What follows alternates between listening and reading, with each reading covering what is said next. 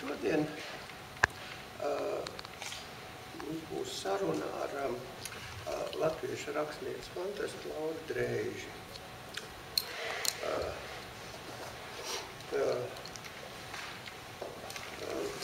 Viņa ir sarakstījusi diezgan daudz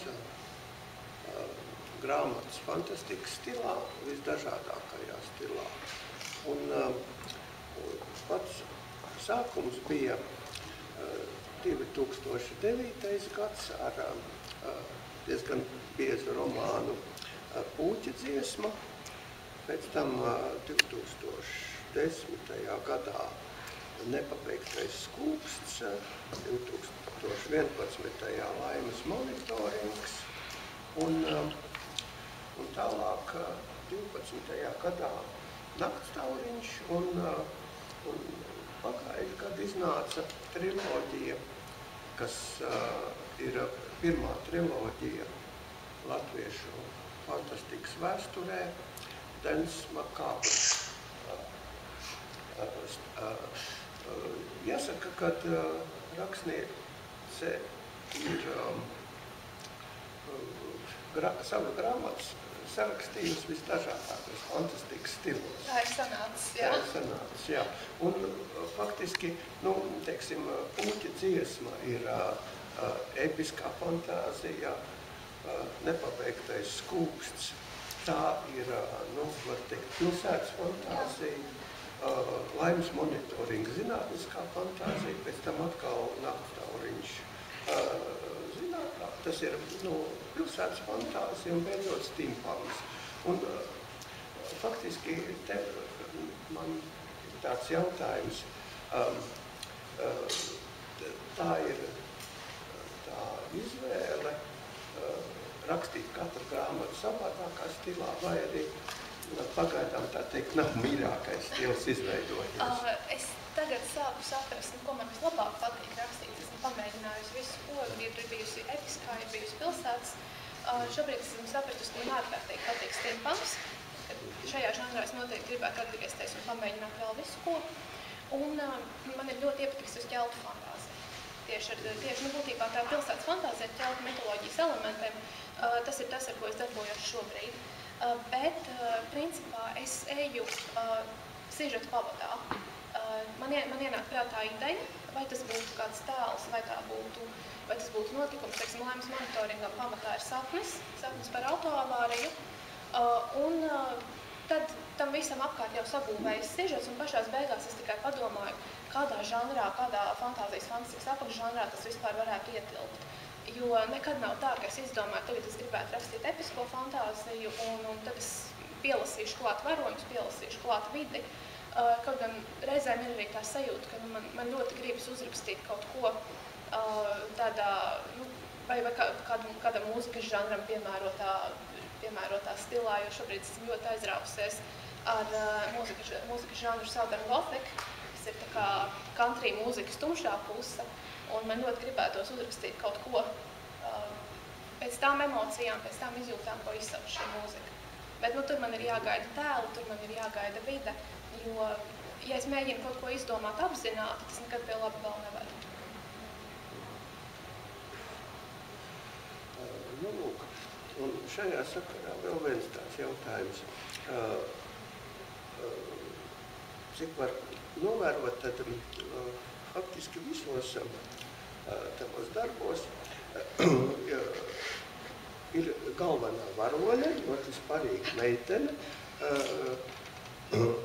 un attiecības, kas pāraug mīlestībā ar kādu puisi, kuras diezgan sarežģīti veidojās sākumā, jo ir nepārtrauktas nesaprašanās un kaut kas tāds.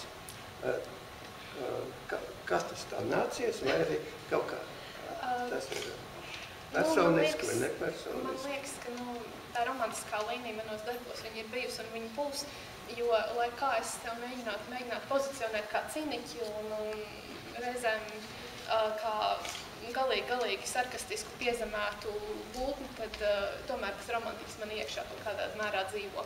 Un tas visvairāk, tas, kā tas patiesībā esmu, tas iznāk cauri tieši rakstot, un tad es uzzinu par sevi ārkārtīgi daudz jaunu lietu. Bet, nu jā, tās svarīgās meitenes, viņas virza sižetu. Ar viņām ir krietni vieglāk, jo viņas iet un viņas dara. Šobrīd gan jaunajā darbā galvenā varona vispār grib būt pilnīgi no visa, kas ar viņu varētu notikt. Viņa negrib nekur piedalīties, viņa ir pilnīgi neirotiķi, viņai ir bail no visa un viņa negrib neko darīt. Viņa vienkārši viņa dzīve piespiež darboties. Un es domāju tiešām, ka tā draudzība, kas pāraug mīlestībā, tas ir arī, zināmā mērā mans uzskats, ka tiešām no draudzības tā mīlestība var izaugt. Tāpēc arī tas ir elements, kas parādās ļoti bieži manos darbos. Jā. Un jāsaka, ka Laura ir ne tikai pazīstama kā rakstniece, bet arī kā diezgan daudz darbu tulkotāju. Un arī lielākoties baltastikas vai paveicies ar to, jā. Un tad gribēju pajautāt, kā tas notiek ar tulkošanu, vai pat izvēlies tos darbus, vai arī kaut kā savādāk tas tā daugas? Parasti ir tā, vismaz pašā sākumā, kad es aizgāju uz zvaigzni, principā iestaigājos Taciņa Pūķa dziesmu, kad es vairāk parādījos redakcijā un sanāca ar redaktoriem sastrādāties. Tad es jau universitātē mācījos, un es zināju, ka es gribu tulkot grāmatas vispār, ka to es gribu kā pamatdarbu, jo, diemžēl, es vismaz Latvijā nepazīstu rakstnieku, kurš varētu izdzīvot tikai no tā, ko viņš nopelna rakstot, un es arī vēl to līmeni neesmu sasniegusi, un es tiešām nezinu, vai tas ir iespējams. Bet es ieminējos, ka vai viņiem nevajadzētu tulkotāju, kas būtu ar mieru pamēģināt, jo to gribētu. Un piedāvāju uzreiz viņiem grāmatu, es piedāvāju Rišals Mītas Vampīru akadēmiju, ko es biju izlasījusi pati tajā brīdī ļoti nesen, es biju ļoti aizrāpsties ar tām grāmatām. Un tieši tajā brīdī gāja vaļā Vampīru bums, bija, pat krēsla bija izdota. Un viņi skatījās, ko vēl varētu ņemt klāt, un palasīja Vampīru akadēmiju, atzina par pietiekami interesantu izdošanai un uzdeva man pārbaudas darbu, vienkārši kādu fragmentu iztulkot, atzina par labu arī to, un tā tulkošana aizgāja. Tālāk jau tulkojumos darbus man piedāvā izdevniecība, viņi man atsūta manuskriptu, lai es paskatos, vai es esmu ar mieru to tulkot, vai es to varēšu. Un šobrīd ir bijis tā, ka es esmu vienu reizi tikai atteikusies no grāmatas.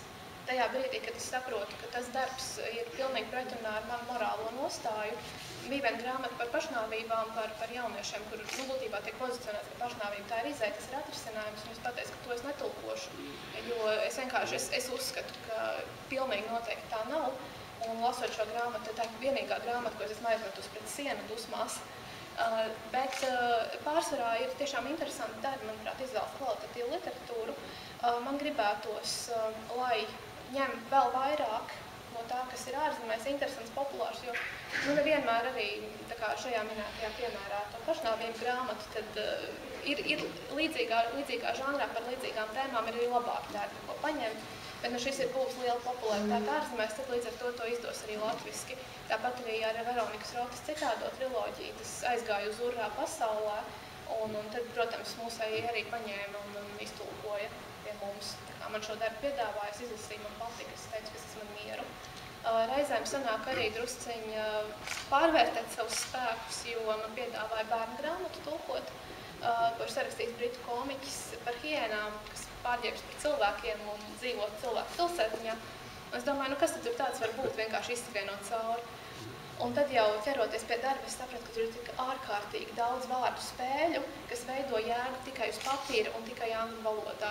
Un šobrīd man ir pamatīgi jāiespringst, lai šīs vārdu spēles atveidot latviski, lai viņas būtu jēdzīgas kontekstā, lai paliktu pati tā vārdu rotaļa. Un tur ir ko pasvīst. Liekas plāna bērnu grāmatiņa, kas tur var būt, bet patiesībā grūtāk nekā pieaugušajiem reizēm. Jā, tie vārdu spēles tulkojumā tas ir pats sarežģītākais. Un pat ir iznākusi grāmatiņa Zvērači. Jā. Ko par to? Manuprāt, ļoti labi lasām viela tādiem mazdiņiem, es viņus saucu par mazdiņiem, no 10 par 12 gadiem, kuriem negribas tikai puķi, pasaule ir skaista un brīnišķīga vieta. Tā Zvērača ir diezgan tāda padrūma fantāzija. Es tur saskatu drusciņi paralēls ar Batmana pilsētu Gotemu, jo diezgan drūmās krāsās rādās pasaule, un tur figurē cilvēki, kur spēja kontrolēt dzīvniekus. Ja viņi ir īpaši meistarīgi, viņi par šiem dzīvniekiem arī var pārvērsties, un iekšējie kari savā starpā, kas atstāja lielu iespēju arī uz pasauli. Tā kā, man sākumā likās, nekas īpaši, bērnu grāmatiņa. Bet kaut kā es tulkojot, es pieķēros tiem tēliem un dzīvoju līdzi. Pat arī iztulkoju otro grāmatu, un tā jau ir iesniegta redakcijā. Tā kā kaut kā pieaug pie manis reizēm tās grāmatas, ko es tulkoju, kas pat sākumā liekas, kas tad tur var būt īpaši. Tā it kā būs, ir triloģija, bet laikam trešo grāmatu tos, man liekas, nav uzrakstīt. Man liekas, ka nē, jo vismaz informācija īsti neparādās nekur. Šobrīd 2 ir iznākušas, un tad vispār autors ir ārkārtīgi noslēpumains par viņu gan arī informāciju. Es vismaz neesmu atrodusi daudz. Daži autori tādi ir, kas visu mūžu slēpj šiem pseidonīmiem. Kā tātad par ķeltu mitoloģiju apmēram kaut ko vairāk par to varētu pastāstīt? Jā, protams. Šobrīd darbs pats par laimi iet uz beigām, jo es solu, ka es pabeigšu es solīju sev, ka es pabeigšu rakstīt līdz Ziemassvētkiem, tad līdz janvāra beigām. Tagad es esmu apsolījis, ka es pabeigšu rakstīt līdz savai dzimšanas dienai. Par laimi, man dzimšanas diena ir vasarā, tā kā man vēl ir laiks. Bet vispār radās tā ideja. Man ar ķeltu mitoloģiju diezgan tuvas attiecības jau labu laiku. Es uzrakstīju vienu darbu, kas nekur nav publicēts, un es domāju, ka nekur arī netiks publicēts, bet tur es iedvesmu smēlos lielā mērā no ķeltu leģendām par 4 mītiskajām pilsētām, no kurām no katras nāk kāds dievu dārgums, un katram šim dārgumam piemīt īpašas spējas, un tad šie dievu dārgumi ir paslēpti mūsu pasaulē. Bet lai to darbu pabeigtu un savāktu, man liekas, tur ir jānoiet pāri ar buldozeru, kaut kas jāuzspridzina, un tad pat varētu nesanākt to visu salikt kārtībā. Bet šai jaunajai grāmatai ideja radās pamatā no bērnu skaitām pantiņiem, angļu bērnu, tā saucamiem nursery rhymes. Un tieši ir tāds krājums Zosu mātes dziesmiņas. Un es lasīju, un es iedomājos, kā būtu, ja šie pantiņi nebūtu tikai muļķības, ko skaitīt rotaļās ejot, bet ja tie būtu pareģojumi. Un tad tā arī darba nosaukums radās, tā runāja Zosu māte. Un sākumā, kad šis nosaukums man ienāca prātā, es mēģināju no viņa tikt vaļā visiem spēkiem, jo tās atsauces ir pārāk tuvas un pārāk skaidrs. Kā lai es to grāmatā nosaucu, bet nosaukums pielipa. Un ideja ir par to, ka mūsu realitāte ir saplīsusi, ir izveidojušās plaisas, pa kurām cauri nāk sākumā šie skaitām pantiņu tēli. Tur ir 3 aklas peles, tur ir vīrs viss cauri ģērbies ādas kostīmā, kurš visiem novēl jauku dienu, un vēl visādi mošķīši. Un tad cauri nāk arī visādi pasaku tēli un rada pilnīgu haosu. Un tad cauri sāk nākt arī senie ķeltu dievi, kuri pēc līdz ar kristietības nostiprināšanos Britu salās viņi ir ieslodzīti, un viņi grib atgūt savas valdības mūsu pasaulē, un šajā brīdī viņi jūt savu iespēju atgriezties. Un no tiem dieviem ir jātiek galā kaut kādā veidā. Un ir varoņu grupiņa, ir puisis, kurš ir pa pusē feja, bet viņš gribētu būt pavisam feja, un līdz ar to viņš netīšām sāk feju karu. Ir meitene, kurai ir mirusi māsa, un viņa to mirušo māsu visu laiku vazā līdz kā poltergeistu. Ir durvju rokturs, kurš runā tikai un vienīgi Šekspīra citātos, un vēl visādi dīvaini radījumi, un viņiem ir jāspēj sastrādāties, lai tās realitātes plaisas dabūtu atkal ciet, pirms dievi ir atgriezušies. Tā kā pat es esmu finiša taisnē, un es jūtu, ka man ir palikusi vēl pusotru nodaļu epilogs. Tā kā es domāju, ka es līdz aprīļa beigām varētu pielikt pēdējo punktu, es vismaz ļoti ceru. Varbūt es pārvērtēju savus spēkus atkal, bet gribētos domāt, ka es vasarā iestoļošu jau var atkal pabeigt darbu. Pēc tam sāksies pārrakstīšana datorā, jo es nekad nerakstu datorā uzreiz, bet es rakstu ar roku kladē, un tad to tekstu vēl vajag ievadīt un salabot, un mans rokraksts reizēm ir tāds, ka es pati nesaprotu, ko es tur esmu rakstījusi. Tā tas man vēl viss stāv priekšā. iespējams, ka šī gada beigās varētu arī. Es domāju, ka tik ātri vēl nē, jo es neticu, ka ātrāk vai vasaras beigām es būšu ievadījusi tekstu, ar noteikumu, ka es tagad viņu pabeidzu. Un pēc tam vēl, kamēr izlasīs izdevniecība vai vispār to pieņems, jo nav nekādas garantijas, labi, man 7 grāmatas ir iznākušas, bet nav garantijas, ka šī būs tik laba. Man gribas cerēt, protams, bet es nepaļaujos nekad uz to, ka, protams, paņems arī nākamo, aiznākamo un vienalga, ko es uzrakstīšu, viņi paņems. Tā kā, vienmēr ir tas dzinulis pašai rakstīt labāk, rakstīt, vēl mācīties un pilnveidot savas spējas. Un, principā, es viņu gribētu, un tas varētu būt tā reāli, ja viņu pieņem, nākamā gada rudens var būt, jo tā ir rudenī lasām grāmata. Darbība notiek rudenī, oktobrī, ap visu svēto dienu. Tas man noteikti gribētos, lai šajā laikā šī grāmata arī iznāk, nevis, piemēram, māja sākumā. Jā, tad gaidīsim. Un vai vēl kaut kādu plānu? Ja tos varbūt Plānos ir tā, ka es stāstu par to, kas man ir ienācis prātā, bet nekad es nevaru garantēt, ka tiešām šo es tagad paņemšu un rakstīšu, jo Zosmāte arī pieteicās pilnīgi negaidīti, jo es pabeidzu Deju ar nāvi, visas 3 grāmatas, un pēc tam man bija pilnīgi skaidrs, ko es rakstīšu tālāk. Un tad vienkārši vienā rudens rītā bija ļoti skaists saulains rīts, zelta rudens, visas krītošās lapas, un man ienāca prātā, ka man gribētos uzrakstīt to sajūtu, kāda ir tajā brīdī, kad tu sēdi kafejnīcā, cits steidzas uz darbu vai kur, tu skaties vienkārši pa logu uz cilvēkiem, kur iet garām, dzer kafiju un tev nekur nav jāsaka un spīd saule. Man gribējās to sajūtu uzrakstīt, un tāpēc es 2 gadus jau to sajūtu rakstu. Bet tālāk idejas ir, un man gribētos pieķerties vienam darbam, ko es auklēju ar pārtraukumiem jau gadus 4, man šķiet. Atkal man ir jāmācās būvēt citu pasauli, jo kopš puikas dziesmas to neesmu darījusi, bet šeit man prasās pilnīgi jaunu pasauli. Tuksnesis ar vienu pilsētu valsti, kurā dzīvo 2 cilvēku rases. Būtībā ir siltasiņu cilvēki un ir augstasiņu cilvēki. Un viņu konflikts iekšējais. Un būtībā tas galvenais jautājums ir, vai arī dievi baidās no nāves. Jo šajā gadījumā dievu cikls ir beidzies, apmēram 1000 gadu ir dievu nāves un atzimšanas cikls. Un dieviem ir jāmirst, bet viņi nevar nomirt paši, un viņiem ir bail nomirt, un kādam viņus vajag nogalināt, tāpēc, lai pasauli vispār neiznīktu. Tā kā Tur man ir ļoti daudz ko darīt. Es pētu arābu mitoloģiju, es pētu Ziemeļamerikas indiāņu mitoloģiju, es to visu mēģinu salikt kopā un radīt pats savēju. Ir jāveido valoda, ir 2 dialekti. Tā kā darba man ir apmēram tā. Bet man tiešām gribētu to beidzot uzrakstīt, jo pirms pāris gadiem man bija tikai pati šī pamatideja, tad jau es jūtu arī, ka veidojas sižets, jau stabils sižets, jo es nevaru rakstīt, ja man ir tikai vide, man ir tēli, bet man nav ko ar viņiem darīt. Un tajā brīdī, kad es saprotu, ka apmēram vismaz kaut kādas pirmās skices sižetam, tad es jūtu, ka es varu sākt jau arī to likt uz papīru. Jā, tieši to pašu vakar stāstīja un vēl tas kalnu,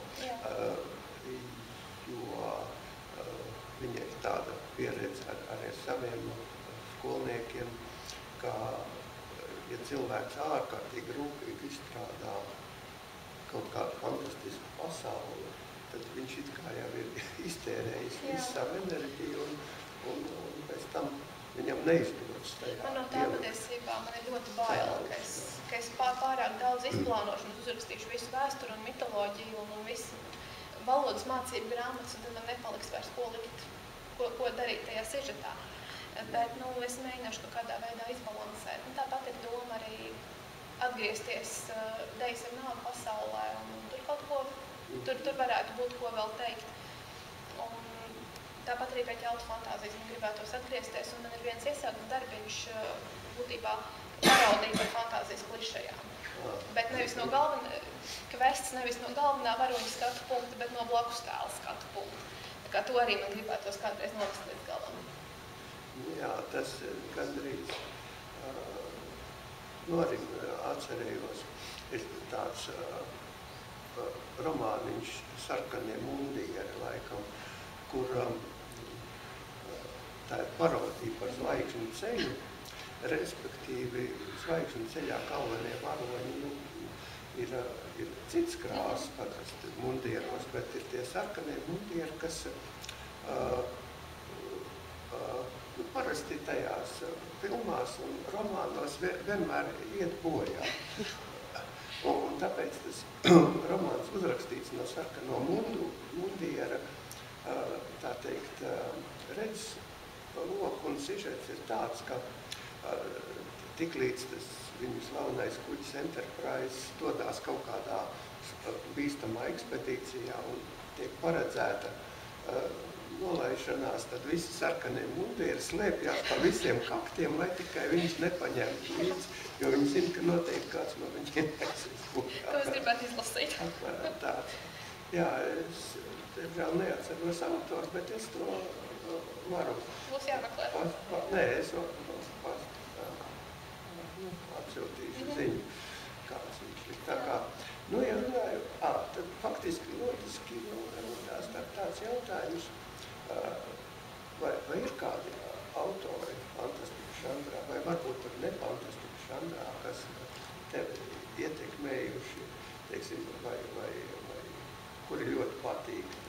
Lielākā ietekme un lielākā autoritāte, kāpēc es vispār sāku rakstīt par to, jāsaka paldies Tolkienam. Jo 6 gadu vecumā es vispār pirmo reizi iepazinos ar fantāzijas žanru un ar Gradzenu pavēlnieku, un vēl pirms šo grāmatu iztulkoju latviski. Es jau pat īsti lasīt nemācēju, un man mamma lasīja priekšā no krievu valodas, viņa tulkoja. Un tas bija tajā brīdī, kad es atteicos pildīt mājas darbus, un es teicu, ka man to, ko skolā uzdod, man to nekad dzīvē nevajadzēs, un lai viņi visi iet pa gaisu, un es nedarīšu to, ko man liek. Un tad man apsēdināja piespiedu kārtā pie tiem mājas darbiem un teica, lai es zīmēju, kas man tur ir jāzīmē, un man lasīs priekšā tikmēr, un lasīja priekšā Gradzenu pavēlnieku. Un ar šo grāmatu es tik ļoti aizrāvos, ka joprojām es apmēram reizi gadā pārlasu, un es pat nevaru saskaitīt tiešām, cik reižus esmu izlasījusi, bet katru reizi es atrodu vēl kaut ko jaunu. Ja vairāk pusauģu gados es ķēru sižetu, man vajadzēja to akšanu, es pat gan šķīru pāri, tur, kur ir garie dabas apraksti, tad tagad es vairāk pievēršu uzmanību tādām mierīgajām klusajām ainām, kur tiešām es reizēm aizķiru uz kādu pusteikumu un pie tā sēžu un domāju. Tāpat man ļoti patīk lasīt Stephenu Kingu. Man apmēram arī reizi gadā, reizi pāris gados man uznāk Kinga lasāmais periods, un tad es izrauju cauri kādus 3 romānus vienā piegājienā, un tad kaut kādu brīdi ir miers. Un, lai gan es no šausmanēm baidos vispār, un filmas gandrīz nevaru paskatīties. Un ar Kinga Zvēru kapiņiem arī bija tā, ka es to grāmatu nevarēju izlasīt līdz beigām. Man bija tik šausmīgi baila, un beigās lūdzu, lai to grāmatu vispār mājās kaut kur paslēpus, jo projām nezinu, kur viņi ir. Bet tomēr velk man pie tā šausmu žanra, un man patīk arī pašai sevi drusciņi patestēt un pārbaudīt, cik traki es varu uzrakstīt, pirms es pati nobīstos. Un Dejā ar nāvi, man šķiet, ka tas ir 2. daļā, ir viens atvērums, ko es vispār negribu redzēt vairs, es negribu viņu vērt vaļā. Tur bija tā, ka man rakstot vajadzēja ik brīdim iecelties, attiet no klades, ievilkt telpu, un pēc tam es varēju tikai turpināt. Tāpat man arī ārkārtīgi patīk Nils Geimans.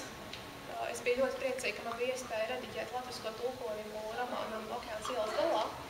Man tā likās tiešām maģiska grāmata. Pie Geimana man ļoti patīk arī tas, ka viņš katrā darbā ir pilnīgi citādāks.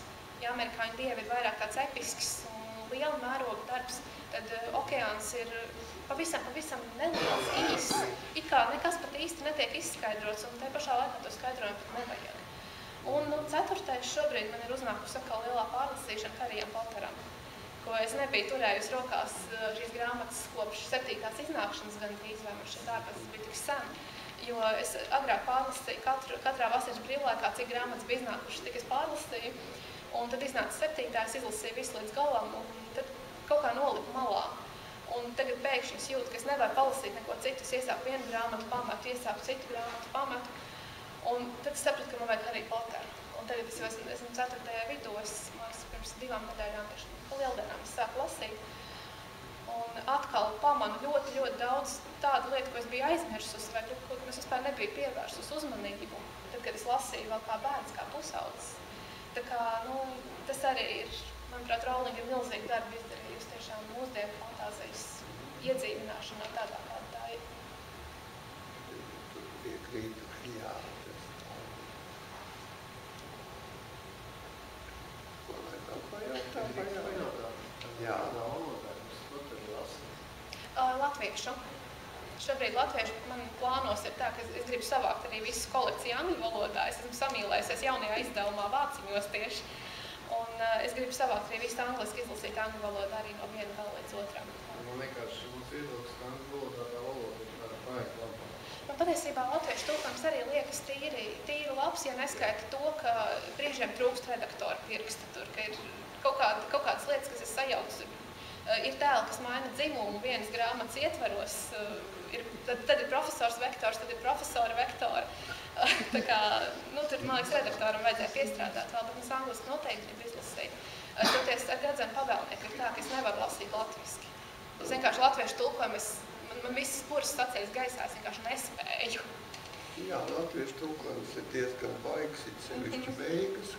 Kuras nav iztulkotas? Kas praktiski nav iztulkotas, visu pielikumu. Jā, jo es neuzskatu Gadzenu pavēlnieku par izlasīt, es neesmu izlasījis arī visus pielikumus. Tā kā, tur ir tiešām man gribētos redzēt Gadzenu pavēlnieku jaunā tulkojumā, arī ar visiem pielikumiem, kur būtu ievērots arī tās lietas, ko pats Tolkiens ir par valodas atveidu teicis. Kas jūsuprāt ir galvenā tulkojuma problēma? Kas ir tas galvenais sliktais šajā tulkojumā?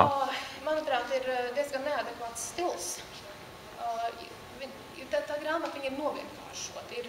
Es sērijas ķemniešu teodēns pastrēpās putriņu likās uz auss. Man prasītos tomēr ne tik daudz izmantot visādus vārdus ar ļoti spēcīgu stilistisko nokrāsu. Nevajag katru otro vārdu vecvārdu vai katru otro vārdu tiešām kaut ko tik spilgtu. Man vienkārši vienā brīdī jau man ķērās lasot. Es nevarēju palasīt uz priekšus visās sapņos.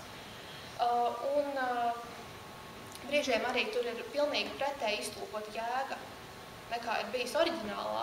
Ja oriģinālā ir teikts, ka dzīves bija ļoti bagātīgas, es tagad aizmirstu, kura Bilbo dzimšanas diena tā bija, bet tā bija pēc Bilbo došanās uz Rivendalu, kad tiek teikts, ka angļu tekstā, ka dzīves bija ārkārtīgi bagātīgas, kaut gan viesu bija maz. Latviešu tekstā ir iztulkots, ka galdiņi nebija ar maizīti nolīkuši, ka principā īsti ko ēst nebija. Tā kā tur vajadzēja tomēr rūpīgāk piestrādāt, un man ļoti aizķērās arī tas, ko pati tulkotāja teica, ka viņai šī grāmata nav patikusi, viņa to ir darījusi tikai tāpēc, ka par to maksāju, un līdz ar to var just tekstā, manuprāt. Un tas arī ir viens no iemesliem, kāpēc es pati atteicos no tās vienas minētās grāmatas, ko man piedāvāja tulkot, un es pateicu, ka es neņemšu. Jo, ja man darbs nepatīk, tad es viņu nevaru labi iztulkot. Tad tomēr jutīs cauri to, ka man kaut kas nav paticis, lai gan es pilnīgi mehāniski vienkārši strādāju. Tā kā es domāju, protams, nebūs vienmēr tā, ka es mīlēšu visas grāmatas, ko es tulkoju, bet ja man kaut kas tik aktīvi riebies, tad tomēr labāk ir neņemt.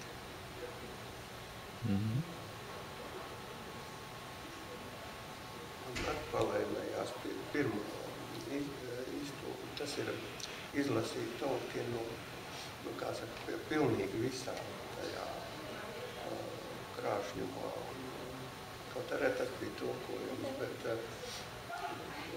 ne latviešu valodā, bet latviešu valodā arī it kā sākumā tā nekas, bet tad uzreiz tā nesaprāt, kāpēc Baggins par tunta, ka tur kaut kas... Nav ievērots tas, kas bija Hobitā jau iestrādāt, būtībā, ko Zana Rozenberga bija iestrādājis Hobitā jau vietvārdi un personvārdi. Un tāpat arī, teiksim, ja gribas piemēru labam klasiskās fantāzijas tulkojumam, tad Patrika Rothfuss vai vārds, manuprāt, tas ir ļoti labs piemērs. Vispār Zanas Rozenbergas vārds kā tulkotāji, manuprāt, tā ir kvalitātes zīme uzreiz, un es redzu, ka viņi ir tulkojusi, tad es zinu, ka es droši varu šo grāmatu pirkt, un man nebūs kauns viņu turēt kvalitāti.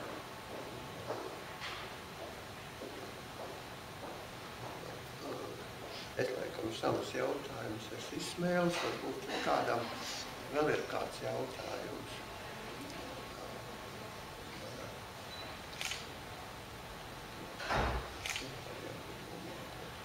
Es jau esmu agrāk prasījis noteikti sarunā Lauru, bet vēlreiz. Kura ir radošā diennakts stunda? Tu rakti pa naktīm, pa rītiem, vakariem. Kā tev, ja tu būtu miera atklāt, tu norobežojies no sabiedrības vai tieši otrādi tu meklē varbūt pārbāztu kafēnīcu? kur ielīs maliņā apmēram? Var sakot tā, radošais process ir tā, ka vislabāk man rakstās vakaros. Un es principā varētu raut, nezinu, līdz kādiem 3-4 naktīm diezgan droši, bet gulēt arī kādreiz ir jāguļ sevišķi nākamajā rītā ir jāceļas un jāstrādā. Tad, būtībā es cenšos sev iekārtot vismaz pāris stundas, un tad, apmēram no 9 līdz 11 vakarā, tad es tiešām nedaru neko citu, es rakstu. Un es cenšos sevi disciplinēt tā, ka tas nav laiks, ko es it kā saku, ka es rakstu, bet patiesībā es skatos griestos un skaitu mušas, vai vāru vienu tēju pēc otras, un tā reāli jau neko neizdaru, bet tiešām tad es apsēžos un es strādāju. Protams, ja ir iespēja vilkt dziļāk naktī, tad es to arī daru, jo tajā brīdī viss ir kluss apkārt, neviens nezvana, nevienam no manis neko nevajag, neviens netrauc, es tiešām varu klusiņām klausīties savu mūziku un rakstīt. Un man patīk, ja es esmu viena pati. Man ir pagrūti strādāt, ja vēl apkārt ir cilvēki, apkārt ir skaļš, es novēršu uzmanību.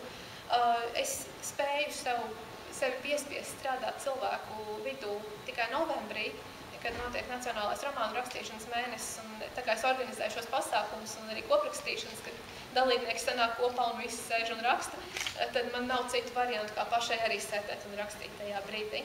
Un tad es to varu, bet es jūtu, kā tas novembris nogurdina tieši tādā ziņā, ka es neesmu viena pati ar savām domām, bet visu laiku apkārt vēl ir citi cilvēki, un man ir jāpieskat arī tas, ko viņi dara un vai viņi dara. Tā kā man tomēr vislabāk patīk vakaros vienai, kad man netraucē, un es zinu, ka es tiešām varu iegrimt tajā darbā, un tad pat ir tā sajūta, ka es atveru klāt, es paņemu pildspalvu, un manis vispār nav. Ir tikai tēli, viņu piedzīvojumi, viņu pārdzīvojumi, un tad pat reizēm ir grūti atnākt atpakaļ no tā visa, un kad es aizēju gulēt, manā galvā griežas zobratiņu, un es mēģinu kaut kādus sižeta risinājumus atrast, un sevišķi, ja kaut kas ir saķēries, tad es varu palikt nomodā līdz kādiem tiešām 4 naktī, mēģinot saprast, kā lai to atrisina, to ievārīt to putru. Nē, un tava ģimene tevi respektējusi tieši šajā ziņā, ja? Par laimi, jā. Nav bijis tā, ka jāslēpjas no vecākiem, pa kluso jāraksta? Par laimi, jo es esmu dzirdējusi arī tādus gadījumus, un tas patiesībā liekas ļoti traki, ka bērnam, kurš grib izpausties radoši, kurš grib rakstīt, viņam pasaka, ka ko tu ar tām muļķībām, tu labāk vairāk pamācies skolai. Man nekad tā nav bijis, mani nav tieši virzējuši uz rakstīšanu nekad. Nekad nav bijis tā, ka vecāki paņem manu darbu, manu manuskriptu manā vietā, tagad aiznesīs uz izdevniecību un iestāstīs, cik viņa bērns ir ģeniāls un ka šito vajag izdot. To visu ļāva darīt man. Un tā pašā laikā arī nekad nebija tāda noniecināšana, ka, ko tu tur ņemies, tu jau tāpat neko nesasniegsi. Viņi man principā ir ļāvuši darboties savā nodabā, ko es gribu, to es daru. Un pat es esmu viņiem atvieglinājus dzīvi pusauģu gados, jo es necirtu durvis, es nemetu neko pa gaisu, es nekliedzu. Es vienkārši sēdēju un rakstīju. Es to visu izrakstīju uz papīra. Tev ir doma uzrakstīt kādu īso stāstu? Es skatos, tev tie darbi ļoti apjomīgi. Parasti ir tā, tad, kad es ieceru īso stāstu, tad viņš izvēršās vienkārši milzīgi. Jā, triloģija arī sākumā bija domāt viena grāmata. Bet man ir viens īsais stāsts, šausmu žanrā par Latviju, par Sarkanā krusta slimnīcu. Kaut kas man ar slimnīcām ir, man naktstāvriņā arī ir vairākas ļoti nepatīkams ainas slimnīcā. Bet ar to stāstu lieta ir tāda, ka es neatceros, kas to stāstu būtu rakstījusi.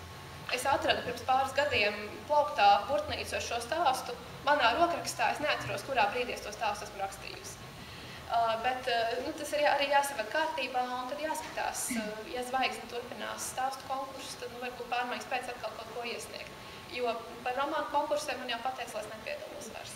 Vismaz kādu laiku, jo man pēc stila jau atpazīst. Un, ja darbus vērtē anonīmi žūrija, un principā līdz tam brīdim, kad jau balvas ir sadalīts, žūrija nezina, kas ir kur darba autors, tad ar laimes monitoringu man jau pēc stila atpazina, un visiem bija skaidrs, ka to ir uzrakstījis Laura.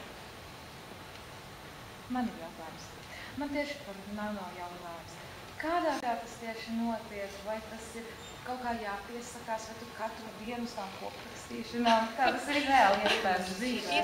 Ir tā, ka ir mājaslapa nanorimo.org, un tad jāreģistrējas tur. Un tur ir iespēja izveidot savu profilu, pievienot romānu. Protams, ja nav jāraksta tieši šajā vietnē, raksta vai nu datorā vai kladē, un tur arī skaita vārdus. Ar pasākumiem ir tā, ka mums ir savs reģions, arī internetā ir apakšfórums Latvijas reģionam, kur tad ir informācija par visiem pasākumiem, kas notiek. Pasākumi mums ir oktobra beigās vienmēr ir atspēriens, tad mēs vēl nerakstām, bet mēs satiekamies, iepazīstamies, spēlējam spēles, iespundējam iekšējo redaktoru, aptinam kārtīgi ar rallija lentu, lai netraucē, lai tiešām var tikai un vienīgi rakstīt novembrī. Novembrī jāraksta principā ar katru dienu, jo, lai tos 50 000 vārdus uzrakstītu, tad dienā minimālais skaits ir 1667. Un, ja sanāk izlaist vienu dienu, tad var iedomāties, kā izskatās tas, kas ir jāsasniedz mēneša beigās. Un ir katru nedēļu 2 koprakstīšana pasākumi kādā bibliotēkā. Parasti sestdienās mēs rakstām šeit pat, 7. stāvā, un pildām visādus izaicinājumus, izlozē katrs vārdu skaitu, kas viņam stundas laikā, piemēram, ir jāuzraksta. Un tad, ja izdodās izvilkt 2000 vārdu lapiņu, tad ir jāiespringst tā, ka jau tvaiks ceļās pausīm. Un otrs, parasti tas ir darba dienu vakars, tas katru gadu mainās. Bet pagājušajā gadā mēs iesākām sadarbību ar Latvijas Nacionālo bibliotēku. Gaismas pilī rakstījām jauniešu lasītavā. Tā kā es domāju, ka tas turpināsies arī šogad, tad ir kādu no darba dienas vakariem. Apmēram līdz 8 tas ir Nacionālajā, un sestdienās būtībā visu dienu mēs esam centrālajā bibliotēkā, no 12 līdz 5. Un tad, es visiem jau esmu apnikusi ar savu džinglu sēdi un rakstu. Protams, ka ir pauzes, kad paēst, kad izstaipīties, izstaigāties, bet tad, kad mēs rakstām, tad mēs rakstām. Un tad sanāk, ja es gribētu pamēģināt pieteikties, tad es tev varu uzrakstīt? Pilnīgi droši. Pilnīgi droši, tad darba dienu soli vakarā tas ir nereāli, jo es dzīvoju Latgalē. Tāpēc es tieši par to koprakstīšanu tā domāju. Bet katru dienu tiešām jānāk mēnesis brīvis no visiem darbiem. Tur pilnīgi prasās paņemt atvēl. Jā. Šādā var pieslēgties. Virtuālais atspēriens ar sprintiem uz pusstundu, 15 minūtēm, kā katram gribās, un cilvēki vienkārši šajā elektronikas sazinās tagad rakstu. Viņas tajā meklē apsēdies un rakstu. No sērijas savu tēļu, kafiju, blakus. Šokolādu un vēl nesaprast. Jā. Tas arī ok. Jā, un tad ir mēneša vidū viena no sestdienām ir tāds lielais pasākums, ir maratons, kad pārsvarā tas ir Rīgas Franču licejā, tad no 12 līdz 8 visa diena, tā kā uz to varbūt ir vērts atbraukt, un decembra sākumā pasākums, kas saucas Paldies Dievam, tas ir beidzies. Un nevelti, tāpēc, ka tiešām jau novembra beigās sajūta ir kā izņauktam citronam, un gandrīz vairs neko nevar dabūt ārā no sevis, un tad pašās beigās mēs palasām fragmentus no saviem darbiem, dalāmies ar citiem pieredzē. Un tas ir tā pavisam mierīgi. Un tad var iet gulēt. Tie darbi paliek pēc tam lielākoties? Tālāk, kur katrs vēlas.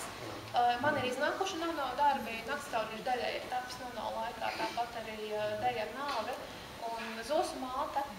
Ir arī Elenē Landerē, piemēram, digitālo neaizmirstulīšu lauks, ir nano darbs, tāpat arī Ingus Maceta koncerta flīģelis. Tā kā ir iespējams to, būtībā pēc tam ir 11 mēneši, lai to visu vārdu hausu savestu kārtībā, jo, ja ir jāraksta uz ātrumu, tad uz kvalitāti lielu nevar cerēt. Pēc tam vienkārši ir pamatīgi jāpiestrādā. Un, ja kāds vēlas iesiet to darbu un uzdāvināt draugam, tad tas ir iespējams, ja kāds pabeidz uzrakst 50 000 vārdus un nospiež delete datorā, tas arī ir pilnīgi pieņemams. Tā kā, tas ir pilnīgi katra brīva izvēle, ko grib ar to darīt. Nekur neviens nevērtē, jo vārdus saskaita internetā elektroniska programma. Tas nekur netiek teksts saglabāts. Neviens to nelasa, neviens neliek atzīmes un nav jāprasa, kad varēs pārrakstīt.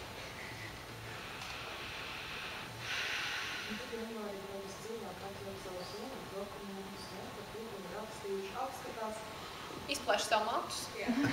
Uzspiež bildi par agru aizsardzību pagaidu matam.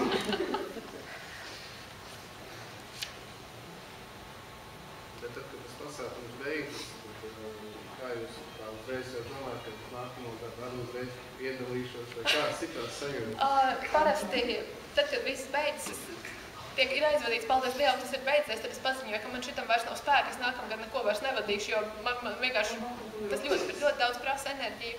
Ne tikai, jo man ir līgumā pat rakstīts, ka man ir gan jāvada reģions, jārīko pasākumi, gan arī jācenšas, vismaz jācenšas pašai tos 50 000 uzrakstīt. Un patiesībā, kopš es vadu reģionu, ir daudz vieglāk to izdarīt, jo man ir iemesls iet uz visiem pasākumiem. Nav tā, ka man šorīt sāp kājas īkšķis, es neiešu uz koprakstīšanu. Tā kā man ir jābūt klāt, un tiešām pašā sākumā gribas tikai un vienīgi gulēt. Decembrī es ganīdz visu noguļus, vispār neķeros pie rakstīšanas klāt. Pēc tam janvārī jau ir tā, ka pildspalva rokā vairs nav tik šausmīgi smaga, un varbūt tas, kas ir uzrakstīts, nav nemaz tik briesmīgi slikts, un to varētu pabeigt. Un pat ja es nolēmu, ka es arī vadīšu pasākumus, bet es pati nepiedalīšos ar rakstīšanu, tad apmēram septembra vidū, oktobrī jau automātiski ienāk prātā tādas domas, ko es šogad rakstīšu anāli. Tā kā tas notiek kaut kā automātiski, un pat es pirmajā gadā, kad piedalījos, mācījos skolā, es paralēli visiem kontroldarbiem, visam es uzrakstīju tos 50 000 vārdus, un nolēmu, ka es esmu sev pierādījusi šito, ka es varu izdarīt, un viss, man to vairs nevajag. Un nākamā gada oktobris, ko es varētu šogad rakstīt anāli? Un tad vēl pēc gada es izdomāju, ka, ja ir Lietuvai savs reģions, atsevišķi izdalīts, ir Igaunijai savs reģions. Kāpēc Latvijai nav? Latvija formā skaitās citur Eiropā. Latvijai arī vajag reģionu. Un tad es uzrakstīju pieteikumu, un Latvijai arī izveidojās reģions. Un tā šis būs 8. gads, kad es to vadu jau. Tā vadīšana nozīmē ar to, ka konsultēšana vai palīdzība? Būtībā tā ir radošas pārdīšana. Tas nozīmē, ka man ir jāuztur tā morāli, jātur augstu, ka jūs to varat izdarīt, jums izdosies. Un pat, ja tie nebūs 50 000 vārdi, tad arī 5 000 vārdi ir labāk par nevienu vārdu, ja tā arī ir. Un jārīko pasākumu tiešām, lai dotu iespēju visiem sanākt kopā, jo citādāk rakstīt katram savās 4 sienās, un tas vienā brīdī paliek diezgan skumji. Sevišķi, ja tas ir tāds milzīgs pasākums, kur tu zini, ka raksta 100 000 cilvēku no visas pasaules, bet Latvijā nav tev, kur viņus redzēt. Tu viņus labākajā gadījumā tu redzi Skype čatā. Un tad man ir jāgarantē tā iespēja vismaz reizi nedēļā tikties.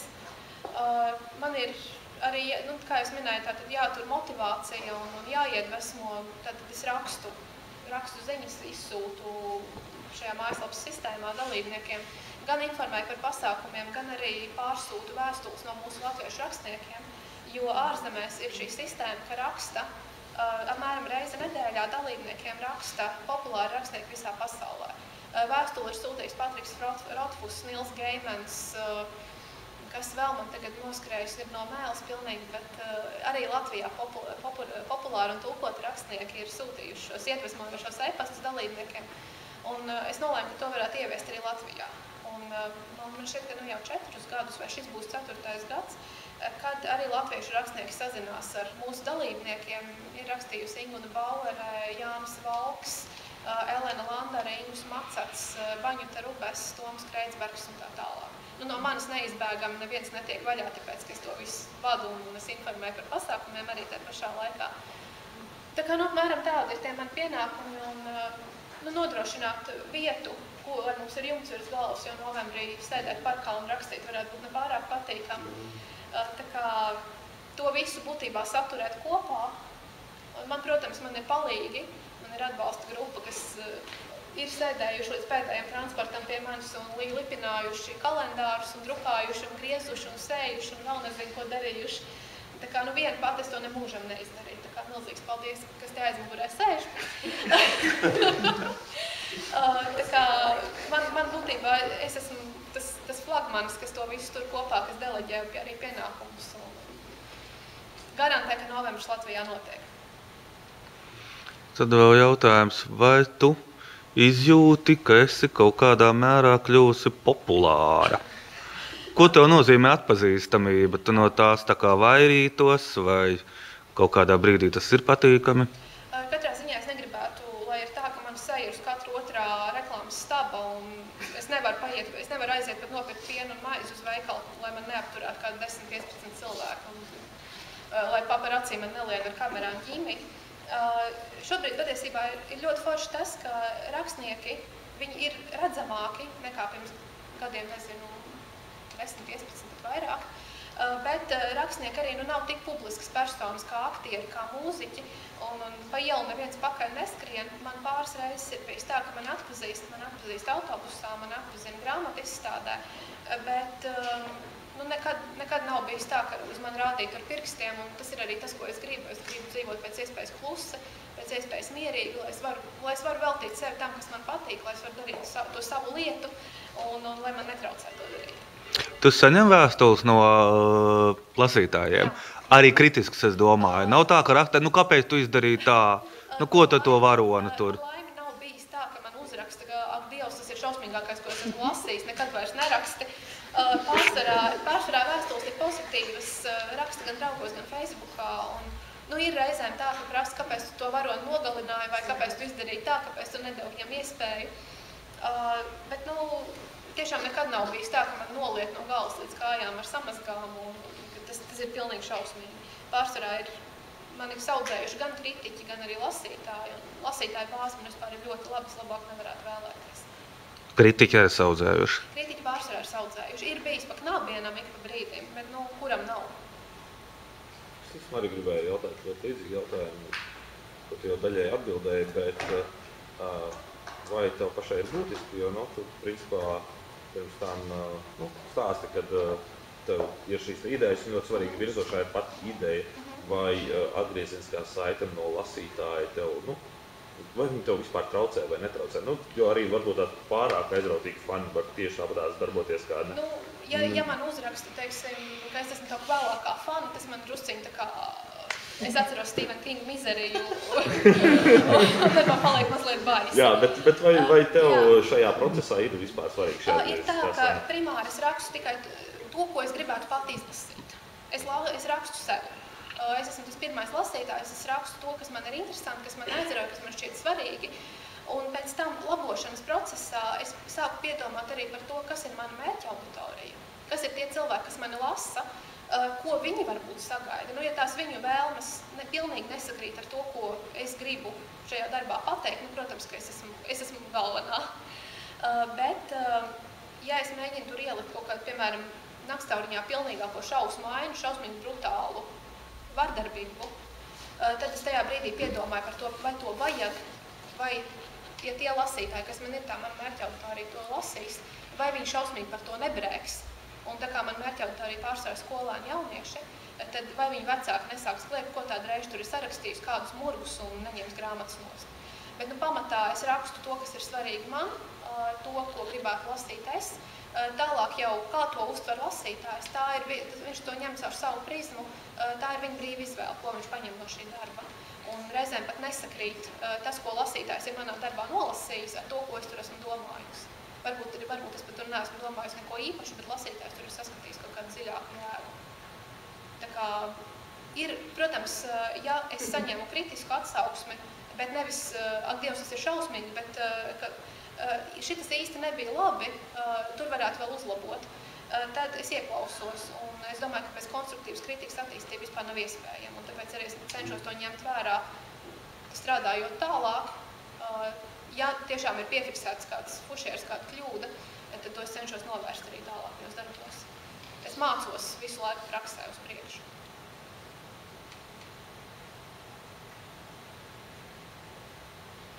Viens jautājums.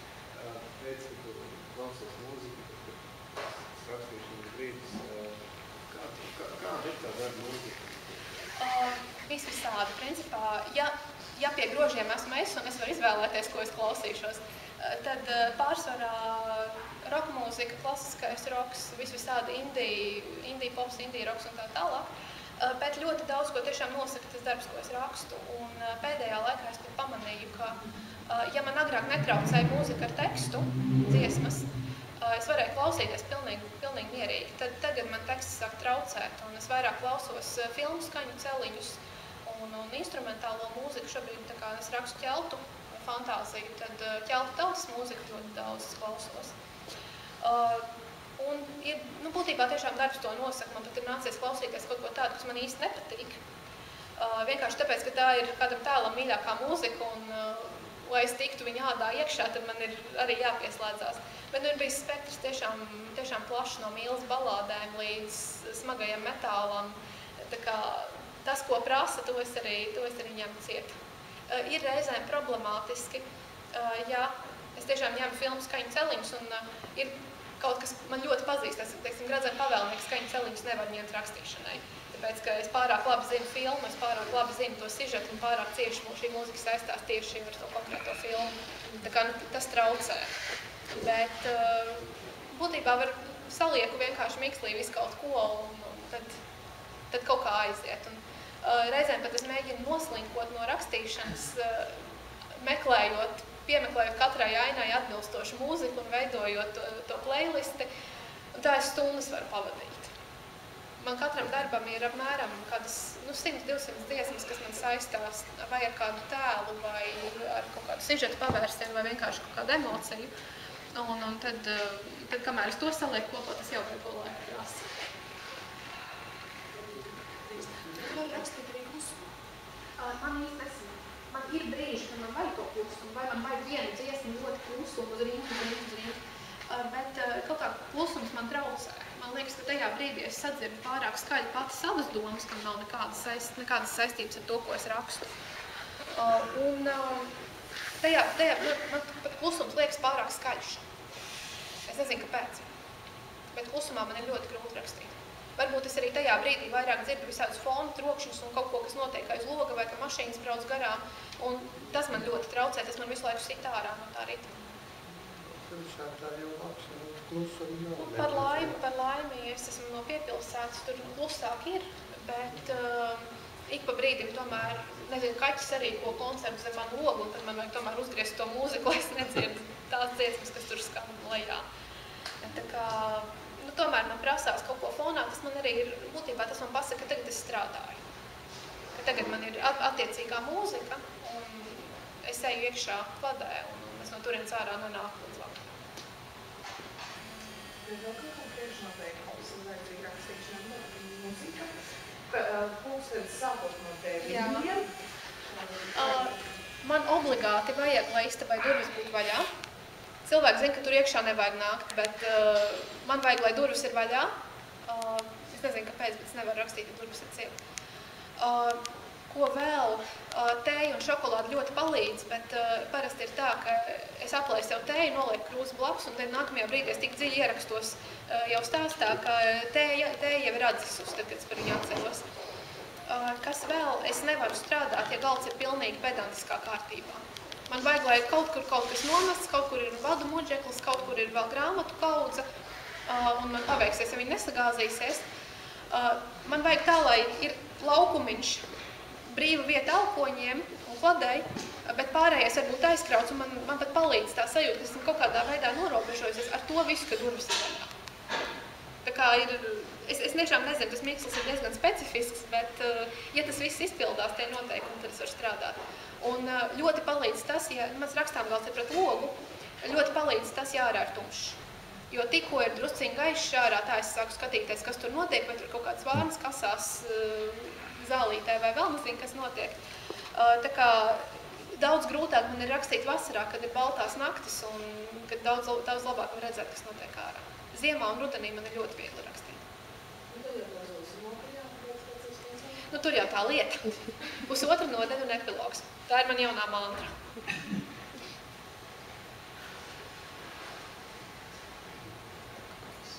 Ko? Man roka dokur. Un tad laikam paldies par tikšanos. Paldies par uzmanību.